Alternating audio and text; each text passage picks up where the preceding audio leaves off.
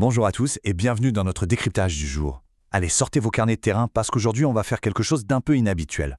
On va complètement changer de perspective et observer le web à travers les yeux d'un biologiste. Oubliez la vision de l'Internet comme une grosse machine stérile, froide, faite de câbles et de serveurs bien alignés. Aujourd'hui, on renverse tout ça. On va explorer le web non pas comme une construction rigide, mais vraiment comme un écosystème sauvage, vivant et franchement délicieusement imprévisible. Vous savez, on nous vend un mythe tenace depuis des années. Ce mythe, c'est de croire que l'efficacité technologique absolue, la vitesse, le classement parfait, c'est le but ultime de notre civilisation numérique. Mais ce qui est fascinant, c'est que la biologie nous dit exactement l'inverse. Notre véritable résilience pourrait en fait dépendre d'un désordre total. C'est exactement comme une forêt. Pour survivre aux tempêtes, elle a besoin de broussailles, de bois morts, d'une croissance complètement aléatoire. Eh bien, notre monde numérique a peut-être un besoin vital de son propre chaos. Première partie de notre exploration, le mythe de l'autoroute. Déconstruisons un peu cette idée d'efficacité technologique linéaire. Rappelez-vous les années 90, on nous parlait sans cesse de la fameuse autoroute de l'information. Tout devait être pavé, droit, lisse, stérile, uniquement pensé pour la vitesse et notre obsession de la productivité moderne. Mais si on s'écarte un peu de cette route goudronnée aujourd'hui, nos observations révèlent que le web profond ressemble beaucoup plus à une forêt primaire des années 2020. C'est chaotique, luxuriant, totalement envahi par la végétation. C'est un cycle lent et organique qui s'oppose à la frénésie de la productivité, et c'est précisément ce qui permet d'abriter une biodiversité extraordinaire. Et c'est là qu'on touche à un point vraiment critique. Que se passe-t-il si on reste bloqué sur cette autoroute stérile? On subit de plein fouet la saturation de l'information. Et biologiquement parlant, c'est exactement l'équivalent d'un grave déséquilibre microbien dans votre corps. En bombardant nos cerveaux avec du contenu hyper optimisé par des algorithmes, on ne devient absolument pas plus productif. Non, en fait, on s'intoxique. On crée un environnement stérile où la pensée sauvage et spontanée ne peut tout simplement plus pousser. Deuxième point de notre carnet de notes, les mycorhizes des réseaux. Allez, on gratte un peu la terre pour voir ce qui se passe sous la surface de nos réseaux sociaux. Bon, oubliez vos likes, vos followers et vos fils d'actualité bien lisses une seconde.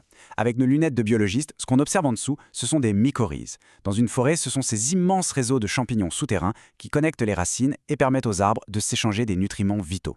Nos véritables réseaux sociaux fonctionnent exactement comme ça. Le partage de données, au fond, c'est pas juste une transaction technique. C'est un échange nutritif fondamental qui maintient tout notre écosystème numérique en vie. C'est fou quand on cartographiait les deux mondes côte à côte. Regardez, les algorithmes de tri, c'est littéralement l'équivalent des pesticides qui imposent une monoculture stérile. Les bugs du système, ce sont des mutations génétiques indispensables à l'évolution. Les forums abandonnés deviennent des niches écologiques qui abritent des espèces vulnérables. Et notre partage de données assure l'échange de nutriments pour la santé collective. Chaque élément numérique, même le plus étrange, a une fonction biologique vitale. Troisième partie, archéologie des terres numériques en friche. On éteint les moteurs de recherche survitaminés et on ralentit le rythme pour s'aventurer dans l'inconnu. Si on étudie le cycle de vie d'un forum laissé en friche, c'est fascinant. À 1 an, c'est la ruche, le pic d'activité. À 3 ans, les algorithmes passent à autre chose, la modération disparaît.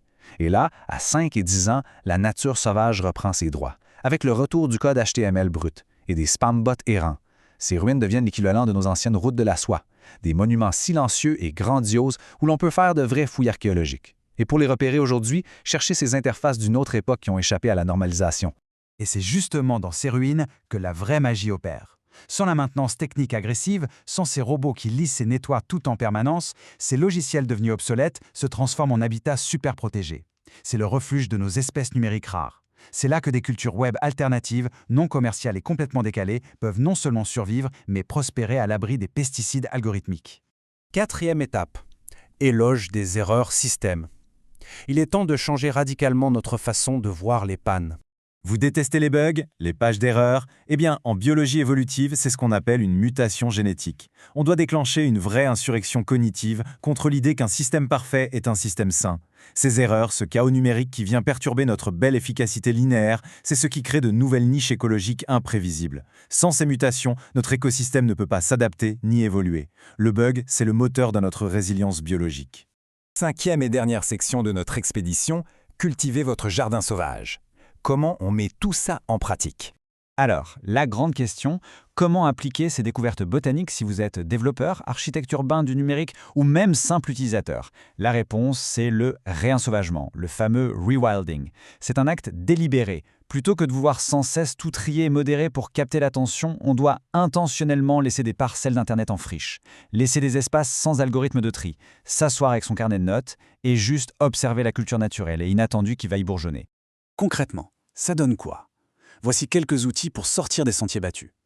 Pour les développeurs, la première étape, c'est d'oser abandonner le tri prédictif. Arrêtons de dicter ce que l'utilisateur doit voir. Ensuite, il faut concevoir des interfaces beaucoup moins prédictives qui encouragent vraiment l'exploration non linéaire, l'errance. Et enfin, on a tous besoin d'aménager et de cultiver des clairières, des vraies zones de déconnexion volontaire. Ce qui nous mène droit à notre conclusion biologique. Le droit à la déconnexion, ce n'est pas juste une histoire de repos après le boulot. C'est la préservation pure et simple de notre biodiversité mentale. Ce ralentissement technologique volontaire, c'est opposer le rythme naturel et lent des écosystèmes à l'injonction de productivité moderne. En se déconnectant, on protège notre écosystème le plus intime et le plus fragile. Alors qu'on referme nos carnets de bord aujourd'hui, je vous laisse avec cette réflexion. Sommes-nous devenus si dangereusement accros à cet ordre algorithmique artificiel qu'on a oublié comment survivre dans le chaos magnifique et pourtant si résilient d'un écosystème numérique vraiment sauvage? Pensez-y la prochaine fois que vous naviguerez sur un fil d'actualité parfaitement lisse. L'ordre est rassurant, c'est sûr, mais n'oublions pas que c'est dans le désordre sauvage de la forêt primaire numérique que se trouve notre véritable avenir. Merci de m'avoir suivi pour cette expédition et d'ici la prochaine fois, n'hésitez pas à emprunter les chemins de traverse.